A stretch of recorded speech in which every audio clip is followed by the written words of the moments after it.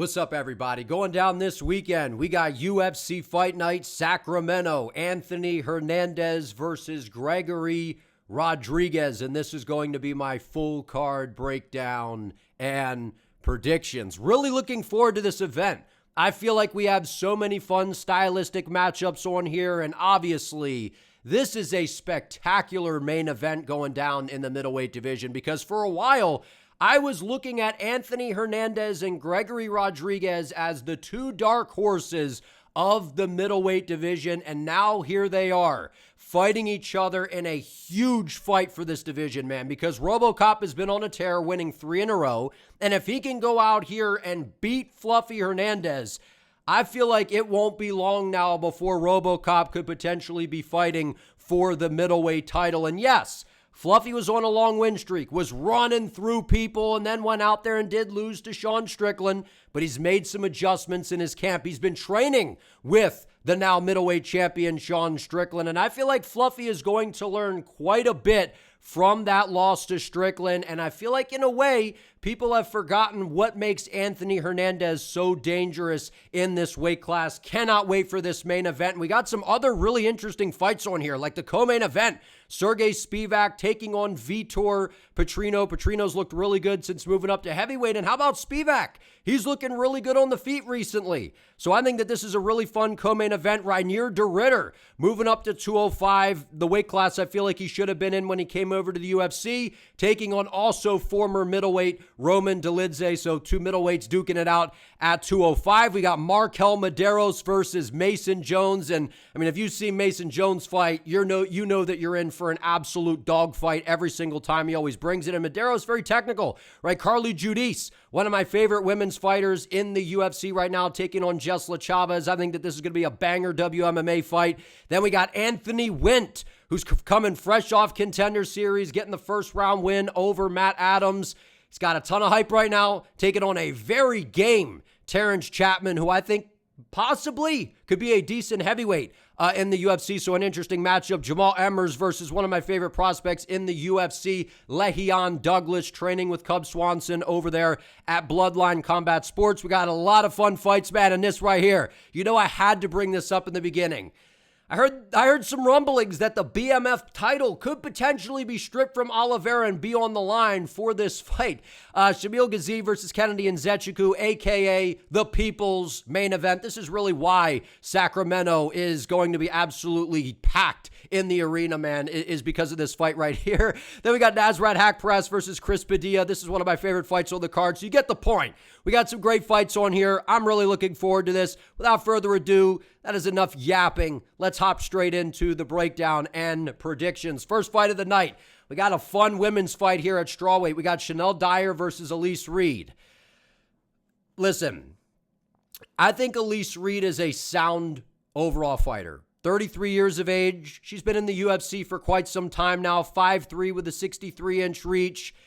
The biggest problem that I have for Elise in this fight is, while I do think that, you know, Elise does take a bunch of crap. People kind of tend to crap on her a little bit. I do think Elise is actually pretty technical. I think her ground game is decent. On the feet, not a ton of danger, but does have solid technique. But the big issue for me, I mean, you're getting submitted by Loma Lookboonmee.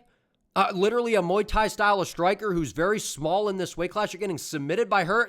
That's just a disaster of a look, right? Going out there and beating Frey, okay, not bad. Going out there and getting subbed by Lupita Godinez as a striker, like, so you're getting submitted by strikers for the most part. Then you beat Jessica Panay, okay, and then most recently getting brutally knocked out by Denise Gomes, who's got some serious power, so, you know, no harm, no foul, really, but Elise Reed, when she's been losing in the UFC, it's normally her getting finished, and that is scary coming into this fight against Shanelle Dyer, who's 25 years of age, 5'6", with a 65-inch reach, and that slight reach advantage. Shanelle Dyer is going to use that to her advantage. She's got nasty striking, excellent kicks, will attack the lead leg, take away your base, rip to the body very well, and she has nasty high kicks as well, and that's what we saw in this fight over in the PFL, and that was one of the things I really liked, you know, about Shanelle when she started to come on to the UFC, is she had some PFL fights, right? So again, not the UFC, but you were fighting in a big organization. Then you come on to the Contender Series and fight Carol Foro, to where she had moments in this fight, and look how good Foro is. Look what she was just able to do to Gigi,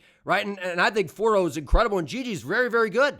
So that was an impressive win for 4-0, and 4-0 is very, very dangerous on the feet. And then most recently putting away Ravena Oliveira, who I don't think is particularly UFC caliber, but either way, Shanelle Dyer's nasty on the feet. And like I said, she brings that danger element at all times, and I just don't feel like Elise Reed has enough danger to really trouble Shanelle Dyer in this fight. You got to have some power. You got to have a nasty ground game to threaten with subs. You got to have the power to be able to back Shanelle off and kind of gain her respect. And I just don't know that Elise Reed has that type of power or that type of threat to keep Shanelle Dyer off of her for all 15 minutes. And that's why I feel like we've seen Elise Reed be knocked out before. We've seen her submitted before. I think in this fight, Shanelle's going to walk her down, get into the phone booth, blast those kicks to the legs, attack the body, bring the combos around the guard, and she's just going to land some big shots that's just going to melt Elise Reed up along the fence. She's going to go down. Shanelle Dyer's going to be following up with some shots, and the referee is going to step in and call a stop to the action. So while I think Elise Reed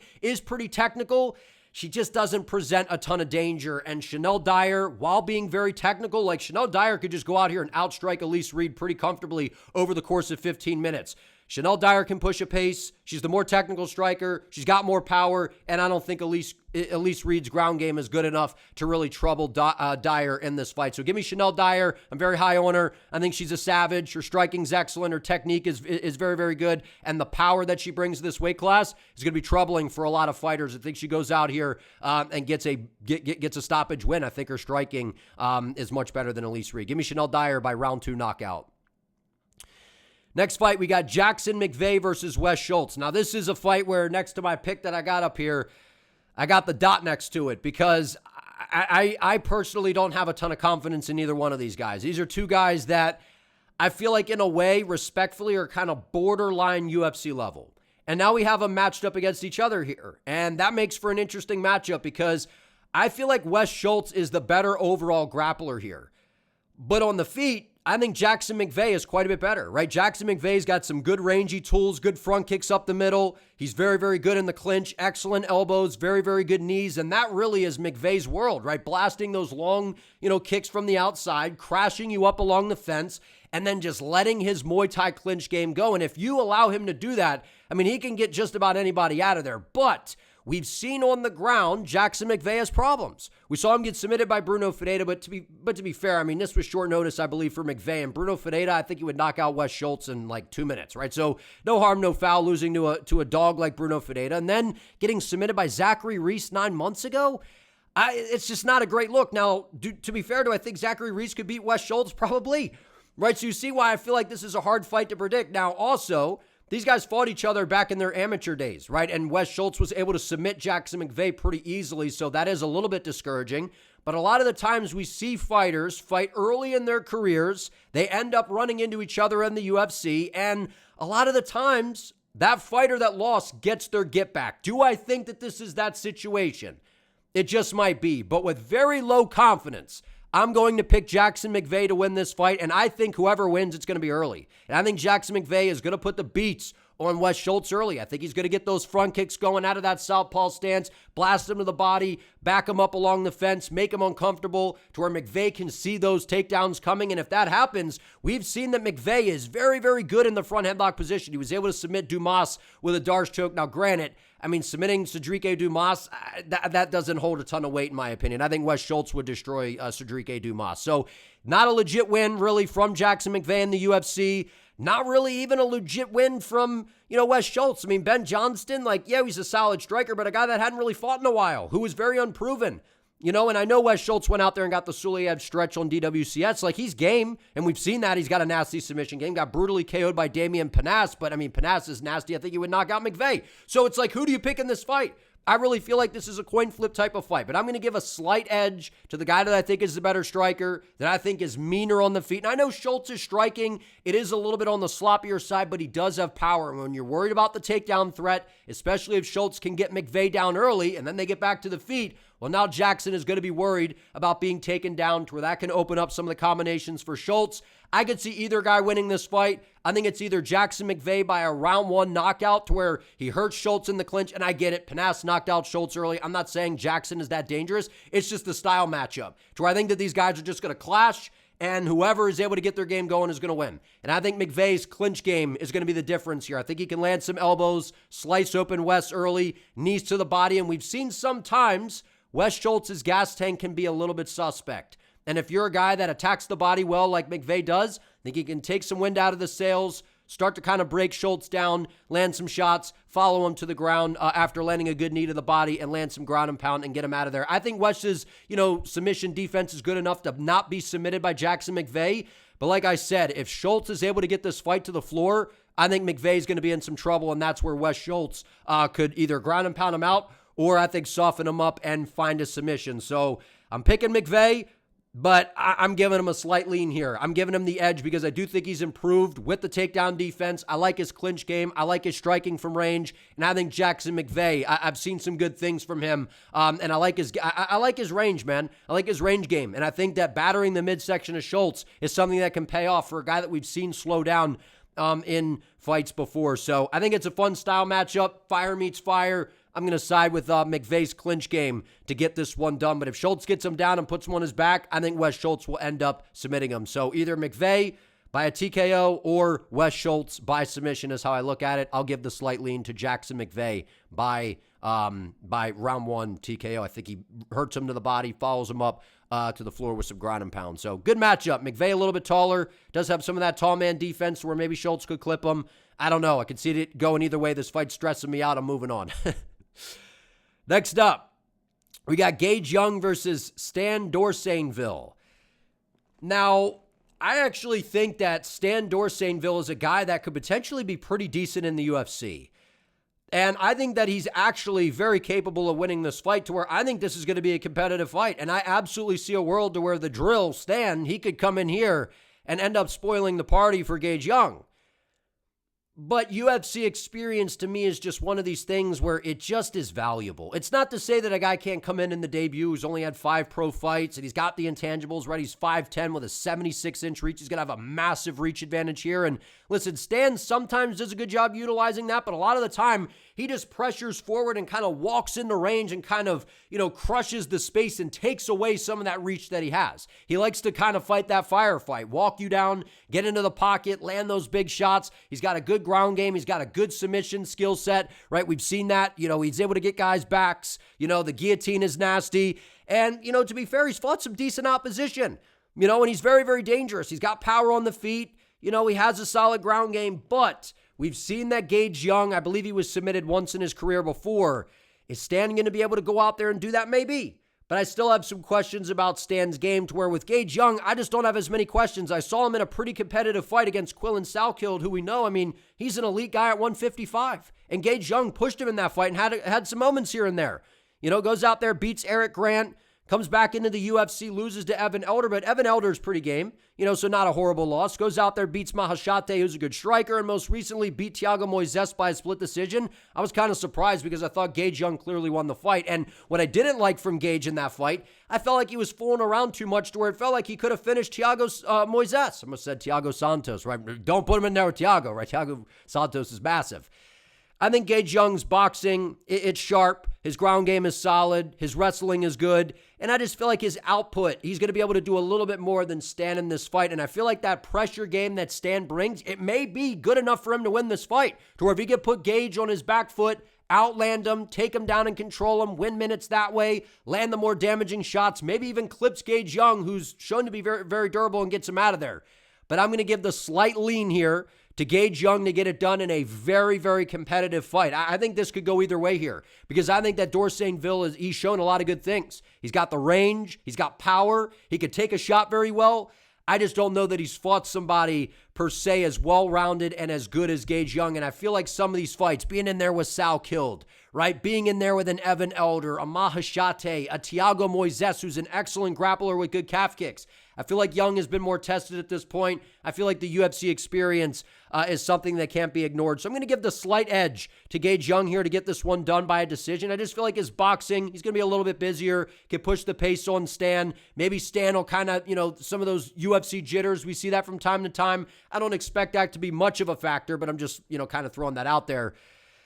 Yeah, I'm going to give the slight edge to Gage Young. But I definitely see a world to where Stan could win this fight because I do think Stan is actually good. So even if he loses this fight, I think Stan should get another opportunity to where he has more time to prepare. But he seems like a guy, he's young, 26, ready for the opportunity. I'm sure he's very excited. I think it's competitive.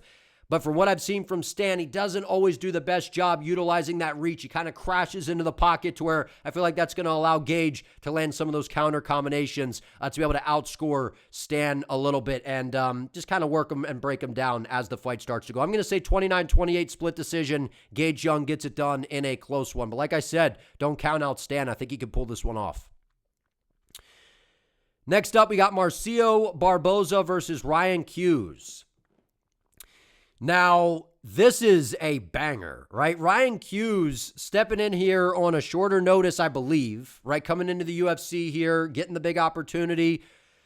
And it's kind of crazy because Ryan Kuse is one of these guys where you look at the losses, right? Okay, so he lost to Morales almost 4 years ago, lost a split decision to Cameron Smotherman 2 years ago, which I don't love that because I think Barbosa, is much more of a threat than a guy like Cameron Smotherman, but Smotherman's decently technical, has okay boxing. Ryan Kuse is a dog, man. This guy was fighting, I believe, in Gamebred, MMA, against, I believe, Grant, right? That was a solid fight, a good performance. He's fought over, doing some karate combat as well. He's been in LFA. He's been doing all kinds of different, martial arts, which I like. This dude's a dog. He's going to move forward. His ground game is solid. He's got good kicks. He's got solid boxing. And I think he's actually very capable of going out here and pulling off a big upset. But here's the problem. Marcio Barbosa is one of those guys to where Kuse could be out here fighting the perfect fight, bringing the dog fight to him, walking him down, landing some good shots, and it's like, Kuse is looking good, man. And then, pow, Barbosa just nukes him, right? Because that's what Barbosa brings to the table. Most of his wins are by a first-round knockout. And this streak that he's been on, it's pretty crazy. Just knocking everybody out over an LFA, right? Just brutal KOs. Comes on to DWCS and knocks out Damon Wilson brutally, right? And then most recently against Dennis Bazookia, who's actually a pretty technical fighter, right? Bazookia looked okay, right? Perfect example. Bazookia actually looked okay. It's like, ooh, he's finding his rhythm. He's finding his timing, and then boom, gets just nuked out of nowhere. That's what Barbosa brings to the table. So while I think that Ryan Kuse is tough, he's game, he's a dog, he's going to move forward, he's a very durable guy, sometimes the durability and that walking forward, brawling-like approach, that can run you into a problem when you're facing a devastating power slugger like a Marcio Barbosa. And I just feel like it's a matter of time before Barbosa lands that big shot on Kuse and gets him out of there. So, I could see this fight possibly going the full 15 if Ryan's able to somehow eat some of these big shots from Barbosa. Maybe, Ryan takes him down, kind of, wears on Barbosa, drags the fight into deep water. Like, I could see that happening because I think that Kuse is actually, a solid fighter. But when you're in there against a guy like Barbosa, who's got solid technique, who seems to have a good ground game as well, we've seen him go the distance before, and the guys that have knocked him out are solid fighters, like right, Gabriel Santos. Gabriel Santos, he's a really underrated fighter, right? So he's a very, very good striker. Do I think Kuse is as good as Santos? I'm not so sure on that. And being a dog that's just going to move forward, eating big shots, if he could eat those shots, maybe he can pull something off here. But I got to side with Marcio Barbosa. I've seen him in there against solid opposition. And just when you have that kind of power, man, it can kind of, negate maybe a guy being a little bit craftier, a little bit more technical with the volume and kind of throwing some different stuff at you. Because Kuse has some sneaky kicks as well. And his ground game is shown to be good. But do I think he can out-grapple, Barbosa? I'm not sure on it. Do I think he could outwork him with the volume? Sure. I think that's possible. But I got to go Barbosa, man. All it takes is one shot, and I just feel like at some point, first or second round, a big right hand is going to sneak around the guard of Kuse as he's moving forward, looking to pressure, and Barbosa is going to get yet another knockout. And I feel like until this dude doesn't get a first-round knockout, I'm just going to keep picking him by a first-round KO. We picked him on DWCS. We picked him against Bazookia. I think he goes out here, gets another first-round knockout. You can't play around with Barbosa on the feet, man. The guy's very dangerous and explosive. Next up, we got Nasrat Haqparast versus Chris Padilla. Taco Padilla. This is one of my favorite fights on the card. I think that this is a banger. Now, I expect this to be competitive. And I think that this is one of those fights that's going to come down to the wire. Maybe we get a split decision. maybe it ends up going in a direction where we're like, man, I thought the other guy won. I feel like this is that kind of fight because Chris Padilla's got that Muay Thai style, right? He's going to hold his hands up, hold up the high guard, and just walk forward, right? Which is, I love Muay Thai, right? But when you come into MMA, I like when you see a guy like Oliveira who's kind of bobbing the head a little bit. Look at Fiziev, right? Daniil Donchenko. They're a little bit more mobile to where it translates a little bit better into MMA. It's not to say that you can't have more of that traditional Muay Thai style and be very successful. We've seen Padilla do it. But the issue is in MMA, a lot of these guys that are, it's not just another Muay Thai guy who's right there in the pocket going back and forth with you. You get these guys that have good lateral movement to where they create these angles and they walk you into these shots. And that's something that we've seen get Chris Padilla in a little bit of trouble. We saw that in this fight against MarQuel Mederos. But to be fair, I thought Padilla clearly won this fight. It was competitive, but I thought Padilla definitely won. And he's been on a nice streak, going out there submitting James Yontop, right, which was impressive. Stopping Rong Zhu is a very solid fighter. Split decision against Jai Herbert, who, in a way, I feel like Jai Herbert, when he's on, is he better than Haqparast on the feet? I think he might be. I think Jai Herbert's one of the most underrated strikers in this division. Going out there and stopping Ismael Bonfim, we've seen that Bonfim kind of breaks, but that's what Padilla can do. He'll walk forward, throw those elbows and knees, attack the base, throw the leg kicks, throw some shots to the body, let his hands go, but he will walk forward like a zombie and make you very uncomfortable, and he will do that for all 15 minutes. He will just walk you down, and get into the phone booth and make you uncomfortable. And what does Nasrat Haqparast want to do? He doesn't want to do that. He wants to sit at range. He wants to dance around, use his footwork, cut angles, right? Working over there at TriStar, right? We know how good Zahabi is as a coach, the footwork, the angles, the movement, setting up the shots, walking you into traps. And that's kind of the way that Haqparast operates. The problem with Haqparast is he's been in some close fights, man. I mean, yeah, going out there and beating Quiones, not bad. Knocking out Jamie Malarkey, a close one with Jared Gordon. And I know that Gordon's solid boxing, but again, the pressure of Jared Gordon was something that was starting to get to Haqparast, I felt, in that fight. Esteban Ribovics, I thought Ribovics could have won this fight. It was very competitive, and I know Ribovics just knocked out the ghost of Barbosa. Ribovics is solid, goes out there, gets brutally KO'd by Quillen Salkilde, who's an elite 155er with a nasty head kick in the open stance game. So it's not like Haqparast loses to like bad fighters. So you got to be really good to beat Haqparast. He's a true test at 155 pounds. I think this is a close fight. I've been back and forth on it, but I am going to side with Taco Padilla to get this one done by a decision. I think the forward pressure is eventually going to start to get to Nasrat. I know Nasrat does have solid boxing, right? He's a southpaw, could rip the kicks pretty well. He's got a good straight left hand. He throws nice combinations to where he could add up the striking totals and just kind of outwork Padilla and maybe bust him up that way and win a decision or even KO him, right? We've seen Haqparast land some good shots before and put guys away.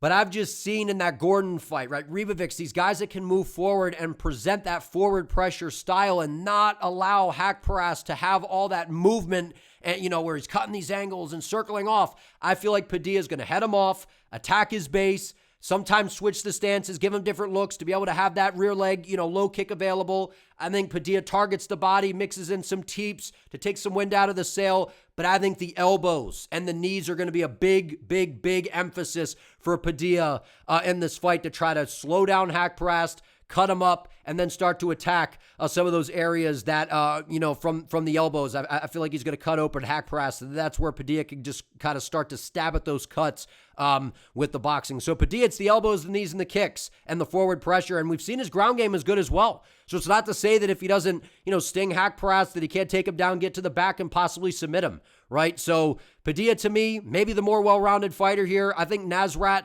I think he's kind of the more technical striker in a sense. He's got much better movement at least, right? He does a good job of not being a stationary target to where Padilla's just in a straight line and very much there to be hit. But he does a good job hiding behind the high guard, doesn't leave a lot of openings. I think Haqparast would be wise to work the body as well. While Padilla's holding that high guard, start ripping those boxing combos to the body to get those hands to come down to open up some of those shots around the guard. So competitive fight. I really like this one, but I'm going to give a slight lean to Taco Padilla due to the forward pressure, the elbows and the knees I think are going to be a big weapon, and I feel like that'll eventually get to Haqparast. It'll cause more damage and edge this one out on the cards. Taco Padilla, he's been an underdog quite a few times. I've been picking him. I think he comes through once again. It looks like we got to pick him here. So slight lean for me towards Taco Padilla. You got the Marauder who's going to walk forward versus the guy with better movement. Give me the Marauder in this matchup. I think the elbows and knees are the difference. Next up, we got the people's main event. We got Shamil Gaziev versus Kennedy Nzechukwu. Look, jokes aside on the real, this is one of the hardest fights, I think, on the card to predict. Because I think the power advantage is on the side of Shamil Gaziev. And I feel like Shamil could definitely go out there. Title run starts now. He's motivated, right? Mouth open, right? How he kind of is catching flies in there, holds his mouth open, which is, I've said before, like I joke around about it, but it's kind of dangerous, right? Because if you get clipped on the chin, you're hanging your mouth open. That ain't good, right? And Shamil Gaziev is one of those guys. He starts to mouth breathe as he starts to get tired, and that's a big problem for Gaziev is the gas tank. And I think in a fight like this, if he can't get Kennedy out of there early, that's where Gaziev can run into some problems, and that's what we've seen throughout his career is the gas tank tends to let him down. But we've seen Kennedy as one of these guys where he is very hit or miss. One fight, Nzechukwu looks like he could kind of be a little bit of something, and then the next fight, it's like, is this guy even UFC caliber? That's what we see from Kennedy and Nzechukwu. Very unpredictable. To where Shamil Gaziev, you know what you're going to get. Right? Yeah, okay, so we got, busted up by Jairzinho Rozenstruik, who's a solid striker, but, Gaziev just gassed out, trying to push him up against the fence, goes out there, beats Don'Tale Mayes, but, Don'Tale Mayes, right?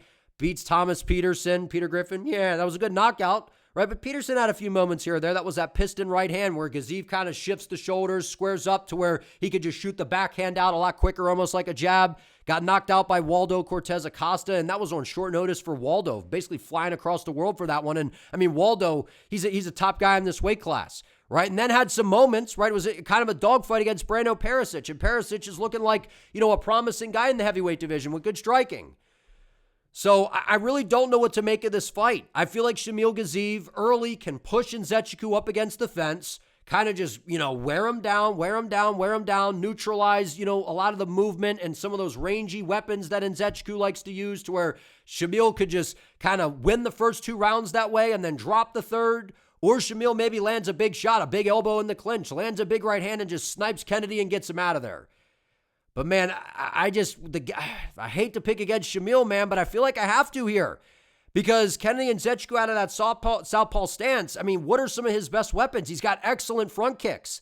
And does Shamil have such a good ground game to where he's going to be able to get Kennedy down over and over and over again? I don't know about it. And is Shamil going to be able to submit him? I don't know. And I feel like even if Shamil gets him down, he's going to burn a ton of energy. And Nzechukwu, we've seen, is pretty responsible on the ground.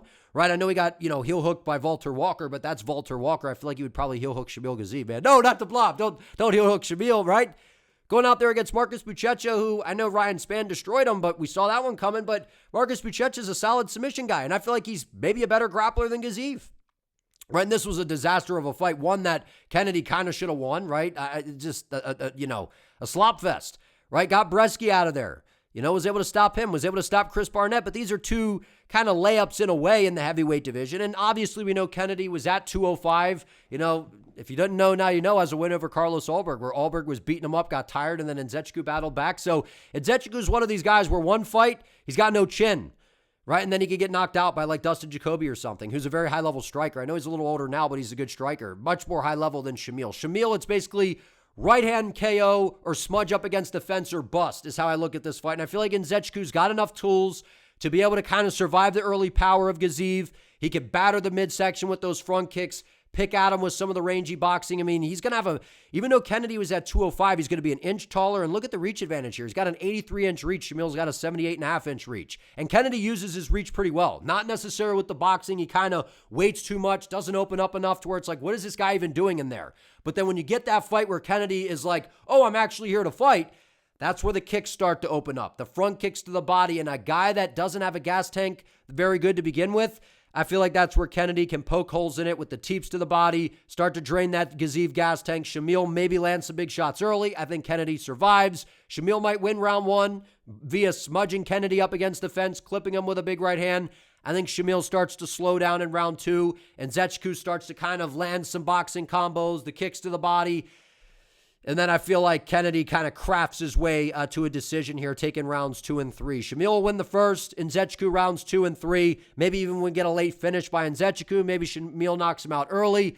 I don't know. I'm not high on either guy. I know it's fun. We have fun with Shamil Gaziev, the blob. I think it would be fun to see him go out here and get a win, but I know it's tough competition. I get it. The guys he's losing to are better than Kennedy, in my opinion, for sure.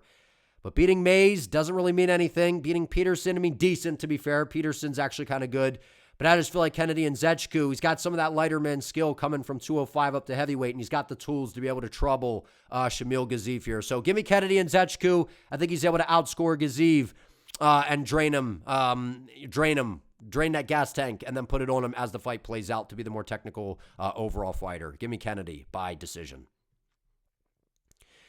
Next up, we got Jamall Emmers versus Lerryan Douglas. Love this fight.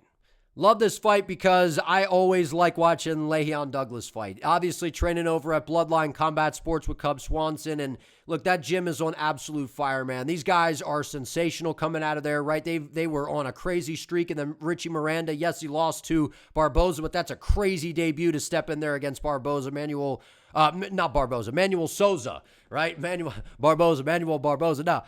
Souza, who's very, very dangerous, right? And we saw Richie Miranda do all right. So this is a very good team.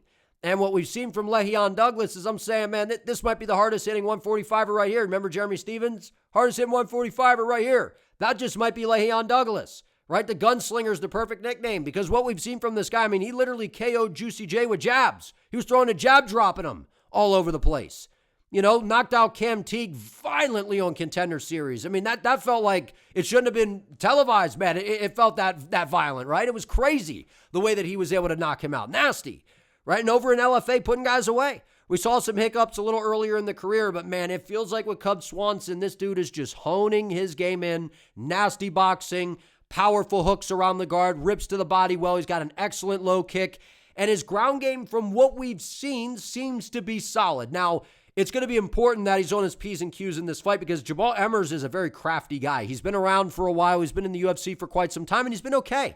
And we've seen in some of these fights, like against Hyder Emil, he can pull a crafty one on you. He can level change, take you down, win minutes, control you, keep you on your back, and give you some problems. We saw him go out there and knock out Miranda, which was actually kind of impressive, with a beautiful straight right hand down the middle. Now, we did see Nate Landwehr get after him 2 years ago and put him away early, and it's like, well, wait a minute. If Nate Landwehr is knocking you out early, that feels like a disaster coming into this fight against Lerryan, right? Knocking out Dennis Bazookia is good.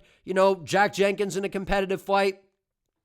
Jamall Emmers is going to be a little bit taller, have a 2-inch reach advantage. It's one of those things where Emmers is going to have to stick and move, try to land those straight shots down the middle, and mix in some of the takedowns to slow down Douglas and drag this fight out, or clip him with a straight shot on the way in. That's possible because Douglas, does like to move forward and pressure to where I could see Emmers possibly sniping something through the guard and catching him. But Lerryan Douglas, man, this guy's like an AC 130 in there. Like, he really is. He the minute the missiles start getting thrown, you better duck, you better run, you better get out of the way, man. Because if anything lands, you are getting knocked out brutally. I mean, the jab, everything he throws is so powerful, and I just don't feel like a guy in Jamall Emmers here is going to be able to avoid the big shots that are going to be coming his way. And if Nate Landwehr can put it on you, and I know, to be fair, that was 2 years ago, so a little bit of a different Nate Landwehr than what we see now. Lerryan Douglas is a monster. He's one of my favorite prospects in the UFC right now. He's got a nasty low kick. I think he could utilize that to take away some of the movement that Emmers brings to the table, make him more of a sitting duck, and then that is where Lerryan will get to the nasty boxing, the hooks around the guard, the jab down the middle, rip into the body. I think Emmers slows down, and eventually a massive right hand lands, a left hook lands, and puts Emmers out bad. I'm going Lerryan Douglas by a round 1 highlight reel KO. I think Emmers is good, and I feel like with the right game plan, with the movement, sticking and moving, catching Lerryan on the way in, mixing in some takedowns, if he's able to put Douglas on his back, win minutes that way, slow him down, zap some of the energy, like, it's possible Emmers could pull it off. But, man, I'm not going against Lerryan here. I think Douglas is the real deal. He's dangerous, one of the hardest hitters in this division. What he did to Juicy J, man, and then what he did to Cam Teague on DWCS, this is a guy that I feel like is entering the prime of his career. And as I said, he throws heat-seeking missiles, and when he lands, when he knocks people out, they don't have to move. So I feel like he lands on Emmers and puts him out pretty bad in the very first round. I like Emmers. He's game. I just feel like a bad fight for him. Douglas is the real deal, I think. Next up, we got Anthony Wint versus Terrance Chatman. So I'm very excited to see Anthony Wint in the UFC, right? I was excited to see him on DWCS. We picked him to get the job done by round 1 knockout, as did basically everybody, right? So it's not like I'm some sort of mad scientist for being able to see that coming. But the interesting thing is, I'm a big football guy. I watched Anthony Wint play at FIU, Florida Atlantic University. Not Florida Atlantic, that's FAU, Florida International University. Right? And Anthony Wint was a fantastic inside linebacker, and he spent some time with the Jets, eventually got called up to the roster, right? And in order to be a linebacker at the highest level, not only do you have to be super athletic and very explosive, but you got to be really, really, really sharp. You got to be really sharp. You got to be ready to react. You got to be able to break down defenses, dissect plays in a matter of seconds. When the offense is going play action, you got to be able to decipher if it's actually a run or play action to where you could potentially be getting fooled, whether you need to crash the line of scrimmage or back off and defend pass. The reason that I'm mentioning all of that, this is a high-level thinker. And this is a guy that when I watch him fight, he fights like a linebacker. See ball, get ball. Great anticipation. He's not waiting around in there. He sees the shoulder twitch. Boom, he's throwing the right hand before you can even land your jab. He's going right over the top. His ground game is excellent, right? He shoots literally like a linebacker shooting the gap. Tackling a running back, man. He will literally like edge, spear you, and get you down. Right, to go for a spine buster. Put you down in there, man. And he's got a nasty ground game. He can ground and pound you out. He's very explosive. He's got crazy power, and he's training over at Kill Cliff FC. He's got Robbie Lawler in his corner. Kamaru Usman singing the praises. This is a guy that's only going to get better. And when you have that, when you're a tank, I mean, obviously look at him. He's built like a tank. You have that level of athleticism, and you teach a guy like that who's a high-level thinker at the linebacking spot, who's very explosive, very athletic, very shifty, can hit hard, and you teach him how to fight properly, and you teach him technique, man, this is going to be a hard guy to beat. A very, very hard guy to beat. And I think Anthony Wint is going to be a legit player in this weight class. Right? Now, coming into this, to be fair, I think Terrance Chatman's actually a solid heavyweight. Don't let the physique fool you. Looks a little bit blobbish. But when you look at when he fights, man, this guy's got solid boxing, and I think he trains over at 4 ounce, where Van and those guys are, if I'm not mistaken, right? It doesn't say on here, but I thought I saw that online somewhere, right? And so Chatman's good.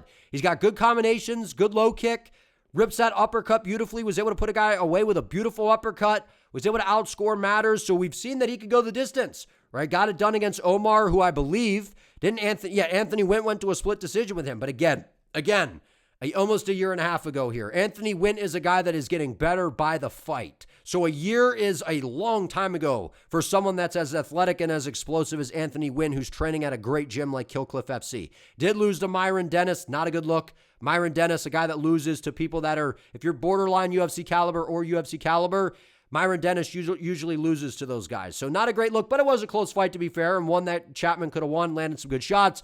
Goes out there, leg kick stoppage over Torres. He's got some good leg kicks. But it all comes down to the fact that, man, you got to be really, really, really good to beat Anthony Wint. And if you're even someone that, even though I think Chatman does have solid boxing and is actually decent, this is not a good matchup for him. Because while you could say maybe, if he could do this and bob and weave and, drag the fight longer, man, you're going to have to survive some stuff in order for it to get there. And Anthony Wint, like I said, he's going to have a massive athletic advantage over a lot of these guys at heavyweight. Even Anthony Wint is more athletic than Aspinall, right? Volkov, most of the division, right? Cyril Gane, I think, is maybe the best overall athlete. And then you got Hokit, right? And you see what Hokit's able to do to guys. He's able to torture guys with his athleticism. That's exactly what Wint brings to the table, backed by the explosiveness, one-shot knockout power, a very good ground game. And oh, by the way, outstanding takedown defense, which is what we saw in the Contender Series against Matt Adams, and he landed a big shot, and the ground and pound is nasty. Yeah, I feel like maybe Chatman lands some shots, could expose some flaws in the game of Wint. Anything's possible. It's heavyweight. I do think Chatman's actually kind of good. I'd like to see him get another shot if he loses this fight, like I think he will. Anthony Wint's the real deal. I think he's a legit prospect in this weight class. At 30 years of age, remember, okay, split decision is what it is, right? Okay, so he knocked the guy out.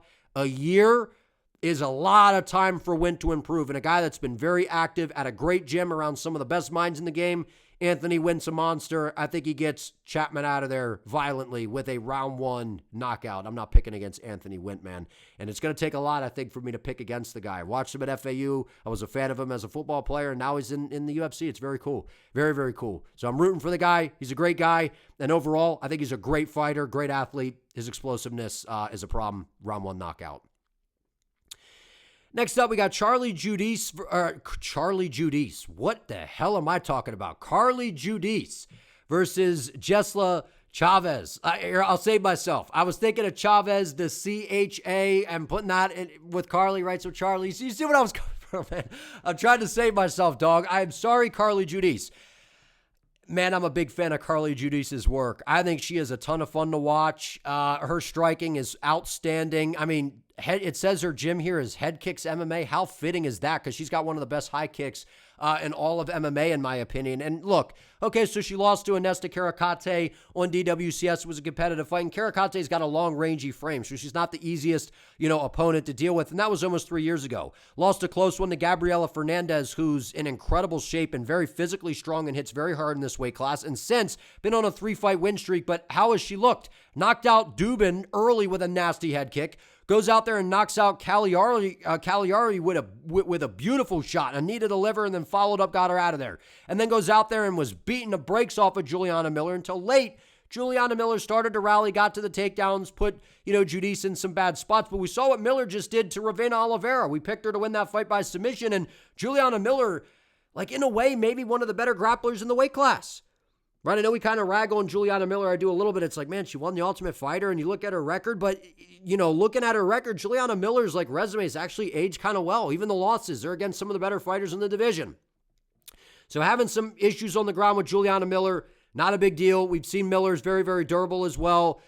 This fight's pretty simple for me, man. I think Chaves is a game. She's a baller, right? She's going to move forward. She's got power. She's got slick striking. We saw in the Contender Series, had a close fight with Montenegro. And I honestly, when I remember watching this live, I thought Sophia won. Right, and I watched this fight back a little bit in preparation for this to kind of confirm what my thoughts are. But Sophia was giving her problems with the power, right? And then goes out there and was going life and death with Dubin, who we saw Judice make easy work of.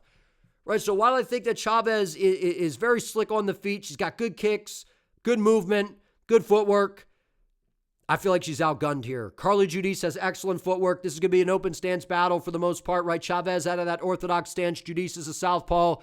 That's tough against Carli, man, because she will rip that kick to the body. She'll rip the kick to the inside leg, and eventually she can even fire the left hand and hide the head kick right behind it, or just straight up throw the head kick, and we've seen it land on really, really solid opposition. We saw her do it to Dubin. We saw the knees to the body, the way she was able to finish Cagliari. If you're in the open stance game against Judice, it's going to be a tough night. And I feel like this is going to be a tough night for Chaves, because while we saw her grapple a little bit in the Dubin fight, I don't know that her grappling's good enough to take down Carli Judice over and over and over again. And even if she does get Judice down, I think Carli gets back to the feet, is able to pick her apart, and I feel like at some point, Carli is going to land a kick to the body or a knee, or even set up that high kick after bashing the body of Chaves with some of those kicks. I think Carli Judice at some point finds a knockout in this fight. If not, she'll outscore Chaves, outpoint her, outdamage her, and get this one done convincingly on the cards. But I'm going to say the KO happens. I think Crispy is the perfect nickname. She's got crispy striking. Her movement is very good. She walks you in the shots. She's a high-level thinker on the feet. And I feel like the takedown defense has gotten better. And like I said, Juliana Miller, very good on the ground. Much better on the ground than Chaves. So I don't think Chaves' ground game is good enough to trouble Judice. And if you're stuck on the feet with Carli, you're in trouble. I think Carli Judice kicks to the body, possibly TKOs her that way, or sets up a high kick and gets her out of there. Give me Carli Judice by second round knockout. I think she's the real deal. Next up, we got MarQuel Mederos versus Mason Jones. This is a banger, man. And I feel like MarQuel Mederos is actually really underrated in a way, right? Came into the UFC, got it done over Austin Hubbard, right? Which was actually kind of crazy because on DWCS, he had the beautiful finish, right? Got the contract, comes in, was able to outscore, Landon Quiones. Not bad. Goes out there, close one with Austin Hubbard. Not the greatest look because I don't think Austin Hubbard was ever particularly that good. Goes out there, beats Mark Koinski. Okay. Most recently against Chris Padilla, I thought he lost this fight, but he showed good, good moments, good footwork, can switch stances, can fight very well, behind the jab, can get the right hand going, excellent low kicks as well. And I feel like his movement could potentially be a big problem for Mason in this fight, because Mason Jones is a guy that's going to want to put his foot on the gas, walk forward, get the high guard game going, and start to try to let the big shots go, smudge you up against the fence to get to his takedowns, and then just kind of put you in this high-pace, high-octane fight to where he just kind of drowns guys with pressure, volume, and pace. I don't know that Mason Jones is necessarily able to really trouble Mederos with the pace, because we've seen Mederos fight at a nice pace against Chris Padilla, who just walked forward and landed some good shots on him. But we've seen Mederos can pick at you. He's got good footwork. He's got great movement, to where I think it's going to be a little difficult for Jones to track him down at moments. But Mason Jones has been really impressive, man. He was pretty good in the UFC, right? Then went to get better on the regional scene, came back, and man, since coming back, he's looked really good. The Jeremy Stephens performance, kind of a rough one, right? He kind of wanted to he was talking about just entertaining, going out there and having a slugfest with Jeremy Stephens, who's got crazy power, but not the greatest look. But as soon as he's mixed in the grappling, dominated him. But Stephens, not particularly good on the ground, especially later in his career. Ate some big shots from Balaji Oki, who's a nasty hitter, hits way harder than MarQuel Mederos, was able to survive, battle through it, turn it into a war, and then got Oki out of there. And then most recently, a crazy war with Axel Solo, who is looking like a problem, right? Nick Jonas, right? Axel Solo is a dangerous southpaw. Nasty kicks to the body. He's got some power, and he's got a solid ground game as well. And Mason Jones was able to outdog him, put him in that blender with the high pace, and was able to kind of just melt him as the fight played out. So if Mederos could keep the fight on the feet, keep his range, fight behind the jab, get the leg kicks going, I think Mederos could definitely pull this one off, because I think his movement and his footwork is much better than Mason Jones. But I'm having a hard time picking against Mason Jones here, considering how much of a dog Mason is. You can hit him with the kitchen sink, and he's very hard to put away. He will battle back into the fight. He's got power. He's got wrestling, and he's really good everywhere. And when you can take a shot very well, and you have good forward pressure, and you can kind of put that pace on guys and wear them down, and I feel like he's going to be able to do that to Mederos. I think Mederos has a lot of success early, getting the calf kicks going, the leg kick game going, fighting behind the jab, utilizing good footwork, good movement, but it'll be a matter of time as Jones will start to implement his own low kicks, slow down some of the movement, start to rip some shots to the body, take some wind out of the sail. Mederos mix in the takedowns, kind of drain the gas tank on MarQuel a little bit more, and I feel like that's where Jones can start to open up on the feet with some of the striking. We've seen that Jones does have some good power as well. So I think Jones is a better grappler. I think he's got more power. I think he, is, very, very durable from what we've seen, as is Mederos as well. I think it's a good fight. I think it's competitive. I'm going to go 29-28, Mason Jones. He's just a dog, man, and I feel like that is what is going to win him this fight, literally. Mixing it up, walking Mederos down, keeping his foot on the gas, advancing forward. It looks good to the judges, and I feel like he's just got more power in his hands, per se, than MarQuel Mederos. Give me Mason Jones via a dog fight. I think he gets it done by a competitive decision. Next up, we got Reinier de Ridder versus Roman Dolidze. A couple of 185ers moving up to 205 here. I've been saying before, man, I think RDR should have been at 205 this entire time. And I feel like, in a way, even the fights that he was winning at 185, I feel like he was compromising himself. I mean, he absolutely dominated Kevin Holland, which was pretty impressive, right? What he did to Bo Nickel, which kind of brought him into the mainstream in the UFC, right? Coming over from one where he was a double champ, going out there and beating Robert Whittaker. We picked him in that fight, and it was the knees to the body. And, I mean, he got rocked bad in that fight and was able to battle back. Then 2 losses in a row, right? The fight against Brendan Allen, where he just, retired on the stool, got melted in that fight, right? Clearly, it felt like something was clearly wrong to me. Cutting weight too many times, fighting too many times a year. Like, I think that there's definitely some truth to that. Then going out there against Padilla, he looked quite a bit better. Right? He actually was kind of competitive with Padilla, who I think is a much better striker than Roman Dolidze.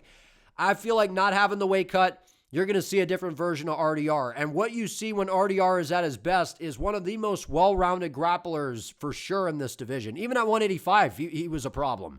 right? He's a massive guy, 6'4", 78-inch reach, and his rangy striking has gotten better. I know it looks a little Looney Tunes, a little goofy, right? But that jab is like low-key kind of good. His jab's actually gotten kind of good. It's kind of thudding. We saw him busting up Robert Whittaker with it. And where RDR is at his best on the feet is getting you into these awkward entanglements where he just gets into the clinch and just taps away with those knees. And he throws them right by the liver, right to the midsection. He starts to deflate your cardio, take some wind out of the sails, and we've seen him break guys like what he did to Bo Nickel. Then we saw him take a lot of wind away from Robert Whittaker by attacking the body. And he's gotten the left hand. It's a little ooga booga, a little sloppy. He doesn't have a ton of power in his hands. He's got kind of string beam punches.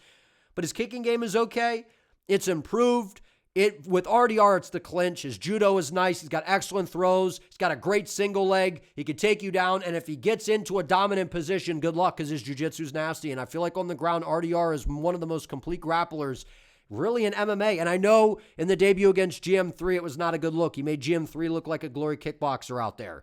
But I feel like without the weight cut, with the experience that RDR has now, I feel like he's going to look maybe the best he's looked since being in the UFC, which is kind of scary. And look, Dolidze, to be fair, Dolidze was kind of known for having a crazy ground game. His jiu-jitsu solid, excellent submission skills, right? Got Kevin Holland out of there. It was the rim injury, but just kind of, gave Holland some issues on the ground, beat Marvin Vettori, got destroyed by Fluffy Hernandez, got broken down in that fight and submitted, got beaten up by CLD, but battled back and had a solid ending to the fight. So Roman Dolidze's dog tough. He's a hard guy to put away. He does slow down. His gas tank tends to be a problem a little bit, but with him coming up to 185, maybe his gas tank's a little bit better. So I think that's definitely possible here.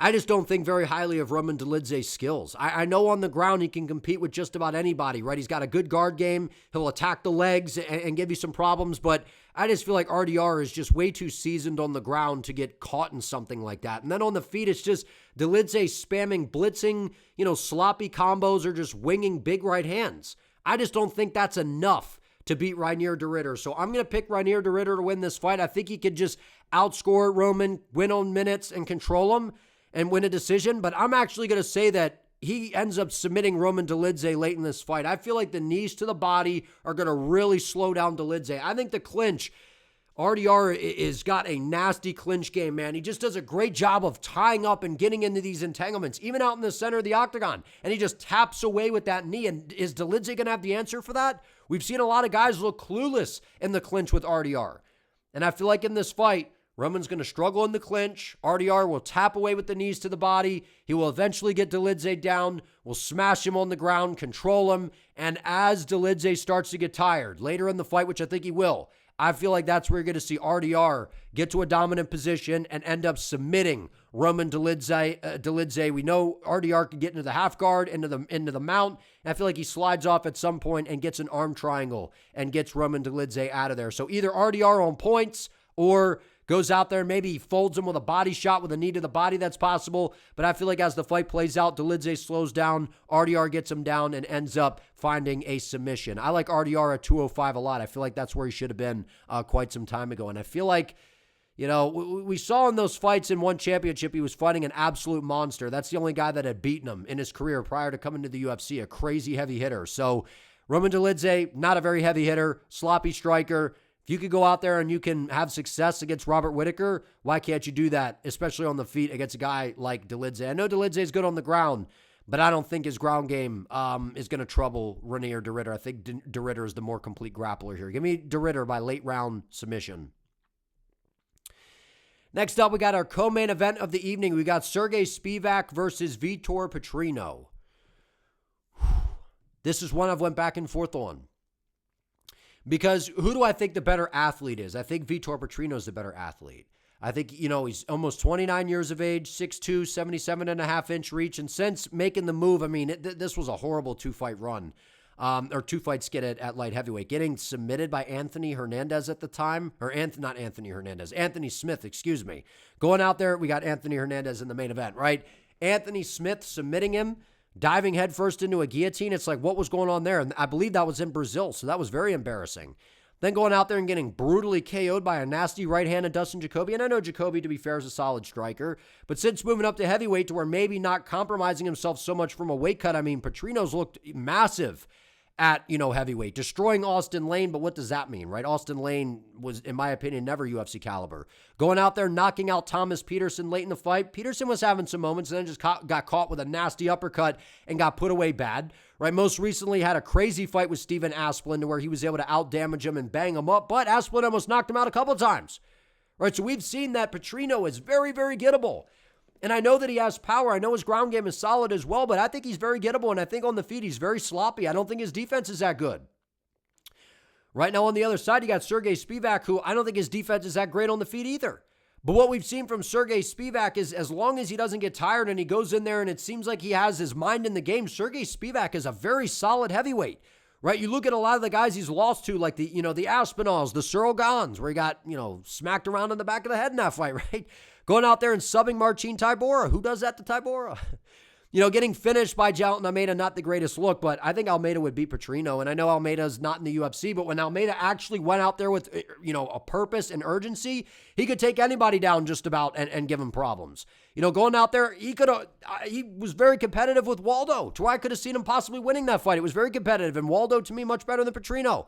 Then going out there against Ante Delia, he looked better than ever on the feet. For a guy that was known for his grappling, we've seen the striking come a long way for Spivak. And Ante Delia, I think, is a much sharper boxer for sure than Vitor Petrino. And I think he's got crazy power. And Delia is actually fast, right? Training with Aspinall, has that speed. He's in there training with some great guys. So I've been back and forth on this. The youth of Petrino, the athleticism, right? Since coming up to heavyweight, seems like he's been a little bit better. Steven Asplin, I really, really like, but do I think Steven Asplin is as good as Sergey Spivak, man? I don't know. I feel like Spivak, that jab was money in this fight against Delia. And you mean to tell me that Spivak can't go out there with a high guard, be defensively sound, and just pepper and sting Petrino with a jab and fire off these low kicks, push Petrino up against the fence, win some minutes that way, possibly even get Petrino down and get into a dominant position? Maybe the grappling cancels out here because Petrino is a good grappler. I think Spivak might be the better grappler. I don't know. Petrino's a good grappler too. So maybe it cancels out. We've seen Petrino get stung in these fights. I got to go Sergey Spivak, man. I was going to make a real-time decision here because I was kind of leaning Petrino. Then I was like Spivak. I've been very back and forth. But you know what? I'm going to lean Spivak by a competitive decision. The way that jab looked against Ante Delia, man, he busted him up bad with that. And I'm not sure that Petrino's better than Delia. And I know Delia's been on, it's been a little rough in the UFC, but he's dangerous, man. He's got some excellent boxing, very, very good boxing, and excellent combinations, and he's a lot more accurate than Petrino, where Petrino kind of loads up, which, the trade-off is by being more technical. Sure, you can see the shots a little bit cleaner maybe, and where the shots are coming around the guard and they're winging, it can be a little tricky to pick up on him. I just can't help but feel like if Spivak comes out here and his mind is in it and he's locked in and he fights behind the jab, gets the 1-1-2 going, fires that right hand down the pipe, gets the leg kicks going, I just feel like Sergey Spivak can go out here and even though he was known for being a grappler, his striking has improved a lot, and I think he can go out here and outland Petrino, hurt him. I think Petrino can also hurt Spivak and possibly even knock him out because we've seen Spivak is hittable as well. But I'm going to go with Spivak. He's a very experienced heavyweight. I think this is a pretty solid step up from an Austin Lane, a Peterson, and an Asplin. And I think Spivak is a well-rounded heavyweight with sharp striking. The jab was money against Delia. Yeah, I'm going to give a lean towards Spivak in this fight. It looks like he's an underdog here. I'm going to go with the underdog. I think Sergey Spivak, at this point in time, I feel like he could potentially go out here and outscore Vitor Petrino with the jab, get the right hand going, get some leg kicks going, as long as he doesn't get clipped by a big shot of Petrino. Petrino's very, very hittable. And I like Asplin, but I feel like Spivak's a little bit sharper and more experienced than Asplin and also has the ground game as well. So if things aren't going well on the feet for Petrino, it's not like he could just shoot a takedown. To where if things aren't going well on the feet for Spivak, I think Spivak could possibly have some grappling success here, even though I think Petrino is a solid grappler. So I'm going to give the edge here to Spivak. I think he goes out here and outscores Petrino. Maybe someone gets knocked out. I'm going to give the edge to Spivak, 29-28 decision. I think fighting behind the jab is going to be a problem for Petrino. His defense isn't that good. He wings on his punches. I think there's a lot of openings that Spivak can capitalize on. Give me Sergey here. And last but not least, we have arrived at our main event of the evening. We got Anthony Fluffy Hernandez versus Gregory RoboCop Rodrigues. This is such a banger middleweight fight. And I really don't even want to see either guy lose, man. I really like both of these guys. But I have been so back and forth on this fight. One day I'm like, RoboCop's knocking him out. The next day I'm like, Gregory's gonna slow down. Fluffy's gonna survive an early storm. He's gonna wrestle. He's gonna put together some combinations and start to drag this fight out and really melt Gregory as we start to get into those championship rounds. But here's why I'm going to lean in the direction that I am. Gregory Rodrigues is one of these guys that when he first came into the UFC, right, everyone's like, hold on a second. This guy looks kind of presidential. He looks like Barack Obama, right? And it's kind of like, we're having some fun with it, and you're watching this marauder, man. How the heck does this guy make 185? He's massive, he's huge, and he's walking forward, throwing these big, powerful shots, and he just has no regard defensively, and it's nuts. But now what we've seen from this guy is a methodical and patient RoboCop, which I think is terrifying. I think that's very, very scary for the division. Because a guy that was once constantly moving forward, looking to land these massive shots, has now channeled all that into being a very patient, tactical guy waiting to launch and land the nuke to put you away. And Gregory Rodrigues, this guy, he's terrifying at middleweight. Absolutely terrifying. He's got some of the most power, if not the most power in the division. But what I feel like is being overlooked to a degree about his skill set is how technical he has gotten over the past few years, man. From working with Henry Hooft, the kicks to the body, the teeps to the body, which I think are going to be massive weapons for him in this fight. His ability to just pick at you, right? And that's what you've seen really on this win streak, right? Goes out there and gets the job done over CLD, and how well that win his age. We know how good Christian Leroy Duncan is. He's looking like a massive problem in this weight class. Very fast, excellent striking. And we saw RoboCop utilize some of the grappling, which, by the way, if you didn't know, now you know. RoboCop is a super, super high-level grappler. Excellent jiu-jitsu skills. And in MMA, we don't really see a ton of it, right? And I feel like a lot of that is because he's worried about getting tired, especially in a 25-minute fight here. Goes out there against Jared Cannonier, and I picked him to win this fight because I thought what we saw in the first round was what was exactly how the fight was going to play out. Just put it on Jared, banged him up with some big shots, was almost able to get him out of there and spend so much energy trying to get the finish that he ended up gassing himself out. And now, one round down, you got 20 more minutes to go with a crafty vet. And that was almost, it was a year and a half ago with Jared Cannonier. He's clearly not the same guy now, but Cannonier's a guy that can take a heck of a shot. Jared Cannonier's in great shape. He's got great striking, and he's got underrated grappling as well. He was able to survive a storm against RoboCop to battle back and find a way to finish him late. Goes out there and knocks out Jack Hermanson with a terrifying left hook. Outpoints Roman Kopylov, which I know that he didn't finish him. And if you look at Fluffy Hernandez, he was able to finish Roman Kopylov. So MMA math for you. But I thought it was very impressive how patient RoboCop was in this fight. Did start to slow down a little bit later. Again, that's always the big concern with Gregory. But I thought it was impressive. The way he was picking his shots, mixing in the shots to the body. Then goes out there and brutally flatlines Bruno Ferreira with one shot, and it was kind of like deja vu. It was the exact opposite of how the first fight went between the two. The first fight, Gregory's walking him down. He walks into range. Boom. Bruno knocks him out with one punch. And then it was literally the polar opposite this time around where Bruno's walking him down, and then boom, Gregory catches him with one shot. I can't get the vision out of my head of Anthony Hernandez trying to creep forward and RoboCop just launching a right hand and clipping him. And Fluffy Hernandez, he's chinny to the body, man. And the cat is out of the bag on that. It's like once everyone starts to find out that you have some sort of specific weakness. Obviously, I like that Hernandez is training with Sean Strickland, and so you're training, with the guy that ended up beating you. And by the way, Sean Strickland is one of the best strikers in the UFC. He's got outstanding fight IQ, excellent front kicks, landed the knee to the body, which was the beginning of the end for Fluffy, and he was having a hard time getting around the jab. Right, and Strickland, I think, has the best jab in the sport. He's very, very good defensively, hard to hit clean, and he's got excellent takedown defense. So Strickland's a hard matchup for literally everybody in this weight class, and he's the champion. Right, so it's not like, well, he lost to the champion. Okay, but you got finished to the body by Strickland, who, yes, is very technical, but RoboCop hits so dang hard. He hit so dang hard, and the way that RoboCop was going to the body so well in this Kopylov fight, and I know that Kopylov is a southpaw. I understand that Kopylov doesn't necessarily have the pressure and the grappling threat that Fluffy brings, but, I mean, can't you just see it? Can't you just see Fluffy trying to push forward, maybe having his elbows tucked a little bit more, and he's so worried about getting hit to the body that now, boom, RoboCop straight right hand down the middle, left hook around the guard. RoboCop throws really good kicks to the body as well, and I know, they're going to be, in the same, orthodox stance here, not really an open stance game, but RoboCop's got nasty kicks as well.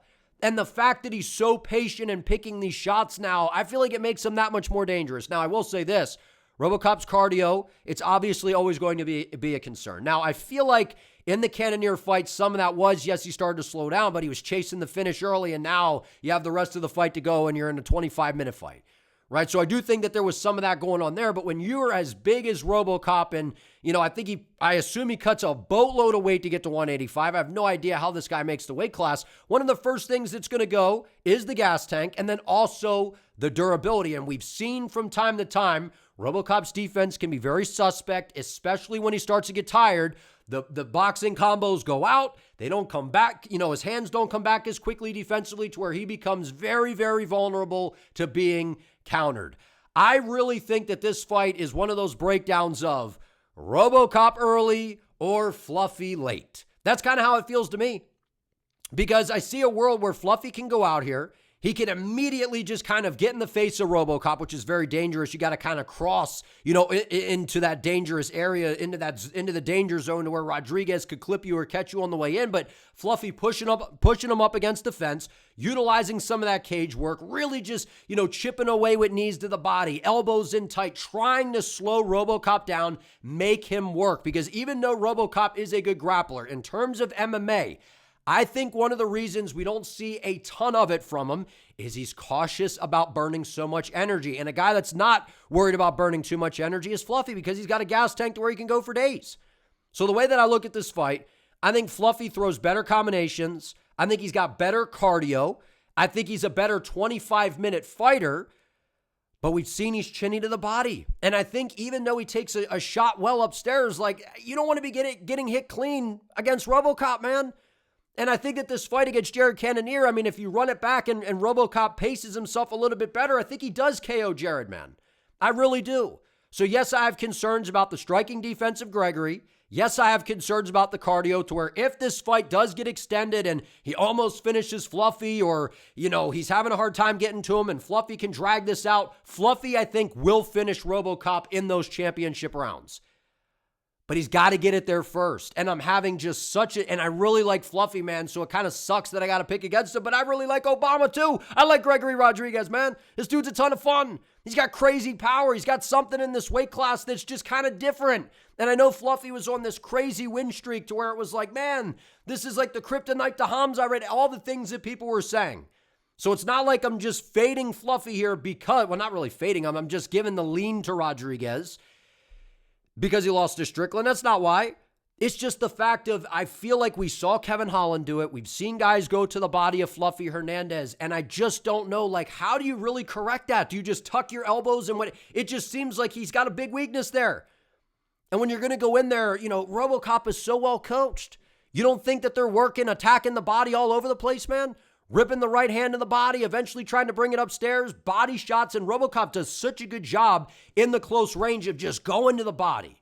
His body work has gotten much better. When he first came into the UFC, he was kind of headhunting a lot. We do see him headhunt a little bit. We saw that in the Cannonier fight. But over these past few fights, we see him go to the body. We see him mix in those kicks. We see him mix in knees. I think Gregory Rodrigues is going to be dangerous every single area that this fight goes for the first couple rounds at least. And listen, I know that I have concerns about the gas tank, and that seems to be the big glaring, cloud looming over Rodrigues. But maybe he comes out here and surprises us and the gas tank looks a little bit better. Possibly, right? I'm not ruling that out. Maybe he does go out here and somehow outstrike Fluffy and make it the full 25 and we get this crazy back and forth war. I think someone's getting finished. I think it's going to be Fluffy, in round 3, 4, or 5, just kind of breaking RoboCop down, smudging him up against the fence, chain wrestling, taking him down, making him work, making him get back to his feet. That will absolutely drain the gas tank of Gregory Rodrigues. The problem is, even though Fluffy, yes, he can put a pace on you. He's got that Cain Velasquez-like style. He gets hit, man. He gets hit.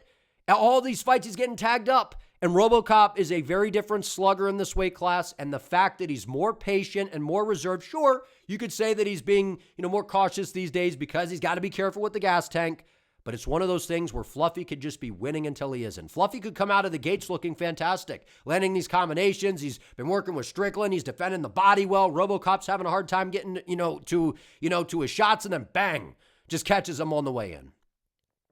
And I feel like that's what's going to happen. I feel like it's going to be one of those things where Gregory Rodrigues is going to be setting this up. Gregory Rodrigues, yes, he has the grappling background, but he has became a very polished striker in the UFC. Now, I don't love his defense, right? A lot of it is kind of the high guard. He's waiting around, and he is hittable in a way. But he's massive for the division. The way he attacks the body now, the way that he's patient, really setting up these shots, not just marauding forward into range, taking a bunch of shots to try to land the one, which that got him in some trouble. And that has gotten him knocked out in the past. And I do think if RoboCop starts to slow down and this fight gets extended, Fluffy could either KO him with some volume, taking advantage of the sloppy defense of a tired Rodrigues, or he could just mix in the takedowns and eventually end up finding a submission or ground and pounding Gregory out. So either way, I don't think we see the scorecards here. I'd actually be kind of surprised if this fight goes the full 25. This is a banger fight in the middleweight division. I'm a fan of both of these guys. I enjoy watching them fight. They bring it every single time. We've seen Fluffy get cracked to the body. We've seen this guy get cracked over and over and over again. And I know that we saw RoboCop, go in there against Kopylov, and Kopylov was able to survive, and you play MMA math, and look what he was able to do to Michel Pereira late, but Pereira was having some success. And I know Michel Pereira was hot and cold, and it was almost 2 years ago, but still, Brendan Allen's a solid grappler and decent striking, but he doesn't hit nearly as hard as RoboCop. Dolidze has nothing on the feet for a guy like Fluffy Hernandez. He basically only has the grappling, right? And I do think Strickland is a better fighter than Rodrigues, right? He's more accurate, more technical, picks his shots. I think he's a little bit, higher fight IQ, has really good takedown defense.